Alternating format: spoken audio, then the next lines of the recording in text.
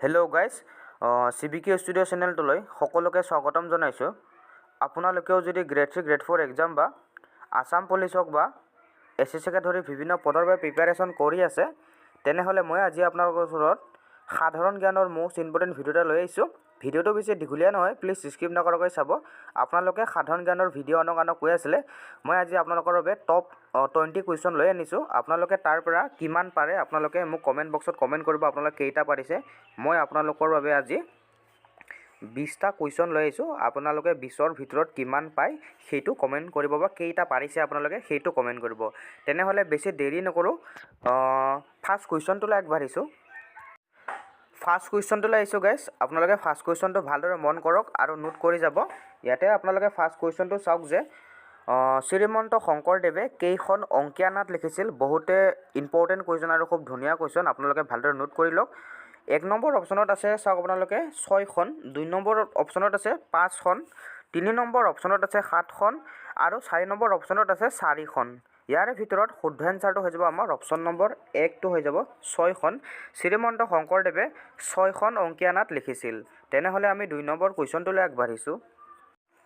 2 number কুৱেশ্যনটোলৈ আহিছোঁ guys. এইটো এটা খুব ধুনীয়া কুৱেশ্যন আৰু বহুতে ইম্পৰ্টেণ্ট কুৱেশ্যন। ইয়াতে আপোনালোকে কুৱেশ্যনটো চাওক যে প্ৰথমখন অসমীয়া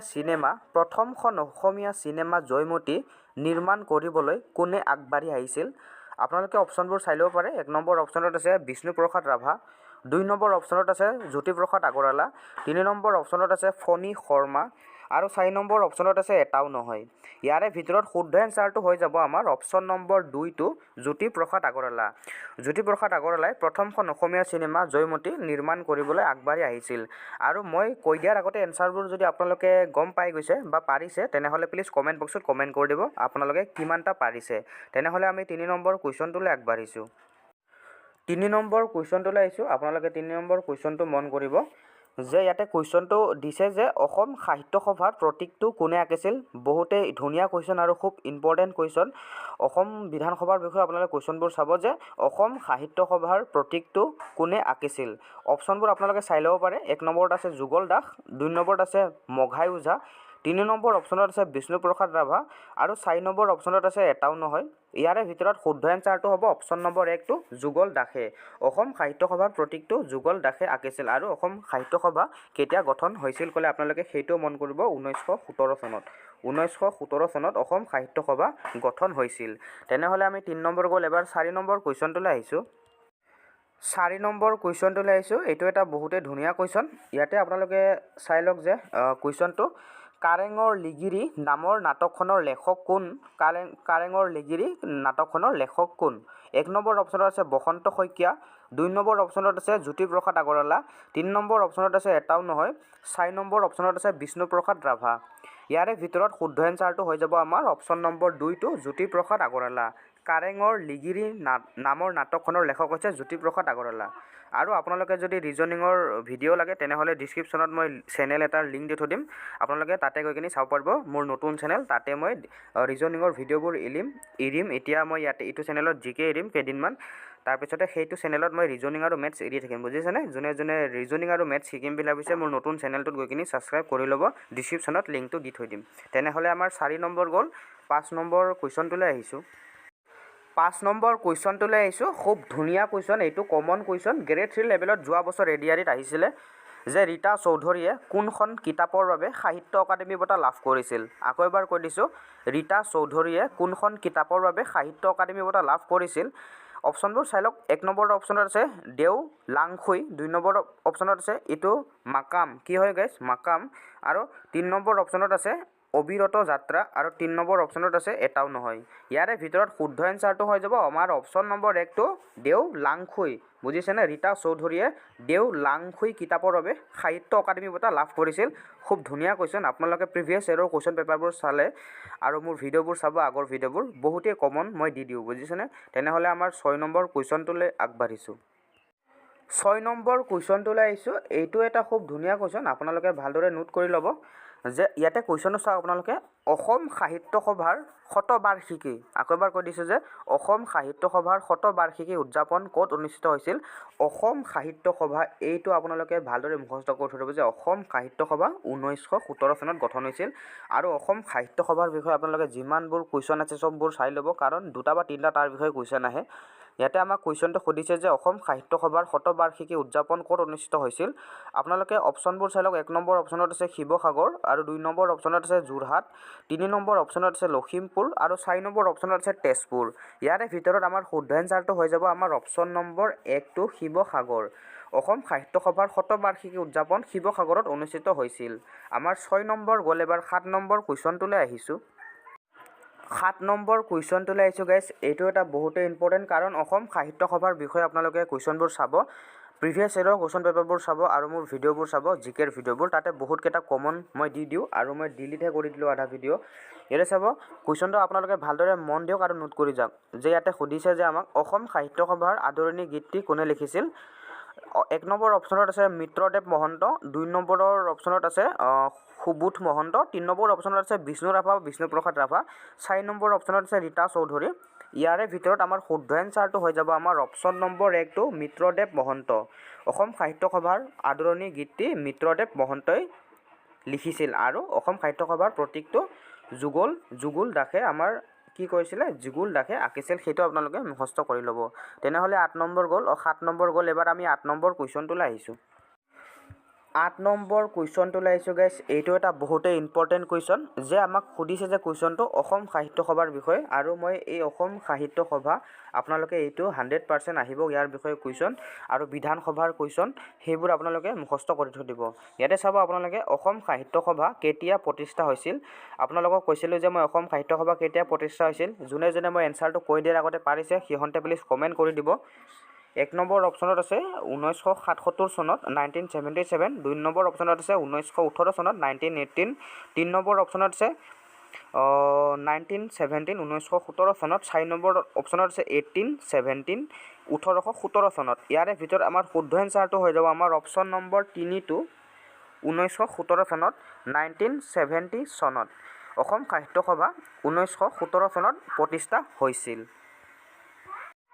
9 নম্বৰ কুৱেশ্যনটোলৈ আহিছোঁ এইটো এটা বহুতেই ধুনীয়া কুৱেশ্যন আৰু ইম্পৰ্টেণ্ট কুৱেশ্যন বুজিছানে আপোনালোকে ভালদৰে নোট কৰি ল'ব ইয়াতে চাব আপোনালোকে কুৱেশ্যনটো অসমৰ বৰাক নদীৰ মুঠ দৈৰ্ঘ্য কিমান বহুতেই ইম্পৰ্টেণ্ট কুৱেশ্যন যে অসমৰ বৰাক নদীৰ মুঠ দৈৰ্ঘ্য কিমান 1 নম্বৰ অপশ্যনত আছে 82 কিলোমিটাৰ 82 কিলোমিটাৰ আৰু 2 নম্বৰ অপশ্যনত আছে এইটো 2 নম্বৰ হ'লে হয় মই 3 নম্বৰ দিয়া খাই গ'ল 2 নম্বৰ অপশ্যনত আছে 85 কিলোমিটাৰ 3 নম্বৰ অপশ্যনত আছে 88 কিলোমিটাৰ 88 কিলোমিটাৰ আৰু 4 নম্বৰ অপশ্যন আছে 77 কিলোমিটাৰ 77 কিলোমিটাৰ ইয়াৰে ভিতৰত আমাৰ শুদ্ধ এনচাৰটো হৈ যাব আমাৰ অপশ্যন নম্বৰ 2 টো 85 কিলোমিটাৰ বুজিছেনে 85 কিলোমিটাৰ অসমৰ বৰাক নদীৰ মুঠ দৈৰ্ঘ্য হৈছে 85 কিলোমিটাৰ 85 কিলোমিটাৰ তেনেহ'লে আমাৰ 9 নম্বৰ গ'ল এবাৰ 10 নম্বৰ কুৱেশ্যনটোলৈ আহিছোঁ 10 নম্বৰ কুৱেশ্যনটোলৈ আহিছোঁ 10 নম্বৰ কুৱেশ্যনটোলৈ মন কৰিব খুব ধুনীয়া কুৱেশ্যন ইয়াতে কুৱেশ্যনটো চাওক কি দিছে যে গাৰো জনগোষ্ঠীয়ে প্ৰথমে পালন কৰা ধৰ্মটো আছিল মানে ধৰ্মটো কি আছিল বা ধৰ্মটো আছিল আমাক 4টা অপশ্যন দিছে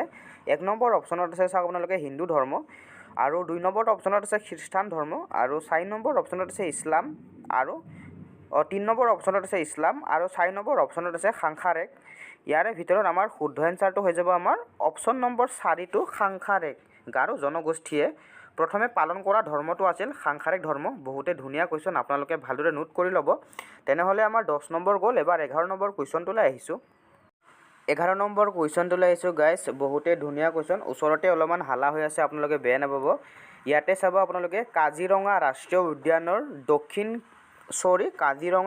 উদ্যানৰ দক্ষিণ সীমা কিহে গঠন কৰিছে আকৌ এবাৰ কৈ দিছোঁ যে কাজিৰঙা ৰাষ্ট্ৰীয় উদ্যানৰ দক্ষিণ সীমা কিহে গঠন কৰিছে 1 নম্বৰৰ অপশ্যনত আছে কাৰ্বি আংলং মালভূমি 2 নম্বৰ অপশ্যনত আছে মেঘালয় 3 নম্বৰ অপশ্যনত আছে উত্তৰ কাছাৰ পাহাৰ আৰু 4 নম্বৰ অপশ্যনত আছে এটাও নহয় ইয়াৰে ভিতৰত শুদ্ধ এনচাৰটো হৈ যাব আমাৰ অপশ্যন নম্বৰ 1 টো কাৰ্বি আংলং মালভূমি কাজিৰঙা ৰাষ্ট্ৰীয় উদ্যানৰ দক্ষিণ সীমা কাৰ্বি আংলং মালভূমিয়ে গঠন কৰিছে খুব ধুনীয়া কুৱেশ্যন আপোনালোকে ভালদৰে নোট কৰি লওক তেনেহ'লে আমি 12 নম্বৰ কুৱেশ্যনটোলৈ আহিছোঁ 12 নম্বৰ কুৱেশ্যনটোলৈ আহিছোঁ গাইছ এইটো এটা ধুনীয়া কুৱেশ্যন ইয়াতে চাব কুৱেশ্যনটো কি দিছে তলৰ কোনখন নগৰ ব্ৰহ্মপুত্ৰৰ পাৰত অৱস্থিত বুজিছেনে আপোনালোকে বেছিভাগে ইয়াৰ এনচাৰটো ভুলকৈ কৰি লৈ যে তলৰ কোনখন নগৰ ব্ৰহ্মপুত্ৰৰ পাৰত অৱস্থিত আপোনালোকে ভালদৰে চাব যে 1 নম্বৰত আছে গুৱাহাটী 3 নম্বৰত আছে 2 নম্বৰত আছে তেজপুৰ 3 নম্বৰ অপশ্যনত আছে ধুবুৰী আৰু 4 নম্বৰ অপশ্যনত আছে নলবাৰী ইয়াৰে ভিতৰত আপোনালোকে শুদ্ধ এনচাৰটো বেছিভাগে গুৱাহাটী দিলে হয় কিন্তু এই গুৱাহাটীটো যদি আপোনালোকে দিয়ে তেনেহ'লে এইটো ৰং এনচাৰ ইয়াৰে ভিতৰত আমাৰ শুদ্ধ এনচাৰ হৈ যাব অপশ্যন নম্বৰ 4টো নলবাৰী বুজিছেনে নলবাৰী নগৰ ব্ৰহ্মপুত্ৰৰ পাৰত অৱস্থিত আপোনালোকে ভালদৰে আজিৰ পৰা মুখস্থ কৰি থৈ দিব যে বহুতে কমেণ্ট কৰে গুৱাহাটী বুলি কিন্তু গুৱাহাটী নহয় নলবাৰী হৈছে বুজিছেনে তেনেহ'লে আমাৰ 12 গ'ল এবাৰ 13 নম্বৰ কুৱেশ্যনটোলৈ আহিছোঁ 13 নম্বৰ কুৱেশ্যনটোলৈ আহিছোঁ গাইছ এইটো এটা খুব ধুনীয়া কুৱেশ্যন আপোনালোকে ভালদৰে নোট কৰি থৈ দিব চাওক কুৱেশ্যনটো কি দিছে তলৰ কোনখন ব্ৰহ্মপুত্ৰৰ উপনৈ নহয় আকৌ এবাৰ কৈ দিছোঁ কুৱেশ্যনটো আপোনালোকে ভালদৰে নোট কৰি ল'ব তলৰ কোনখন ব্ৰহ্মপুত্ৰৰ উপনৈ নহয় ইয়াতে উপনৈ 4খন দিয়া আছে তাৰ ভিতৰতে এখন ব্ৰহ্মপুত্ৰৰ উপনৈ নহয় 1 নম্বৰ অপশ্যনত দিয়া আছে চম্পাৱতী 2 নম্বৰ অপশ্যনত দিয়া আছে ননৈ 3 নম্বৰ অপশ্যনত দিয়া আছে দিগাৰু আৰু 4 নম্বৰ অপশ্যনত আছে কুলসী আৰু দিগাৰু বানানটো 8 লাষ্টৰটো ৰয়েৰো হ'লে হয় আমাৰ টাইপিং মিষ্টেকত ভুল হৈছে আপোনালোকে বেয়া নাপাব কি হ'লে হয় দিগাৰু হ'লে হয় ৰয়েৰো হ'লে হয় যে তলৰ কোনখন ব্ৰহ্মপুত্ৰৰ উপনৈ নহয় আমাৰ 4টা অপশ্যনৰ ভিতৰত আমাৰ শুদ্ধ এনচাৰটো হৈ যাব অপশ্যন নম্বৰ 3টো দিগাৰু বুজিছেনে আমাৰ দিগাৰু উপনৈখন ব্ৰহ্মপুত্ৰৰ উপনৈ নহয় তেনেহ'লে আমাৰ 13 গ'ল এবাৰ 14 নম্বৰ কুৱেশ্যনটোলৈ আহিছোঁ 14 নম্বৰ কুৱেশ্যনটোলৈ আহিছোঁ গাইছ এইটো এটা খুব ধুনীয়া কুৱেশ্যন ইয়াতে চাব কুৱেশ্যনটো কি দিছে অসমৰ কোনটো অংশত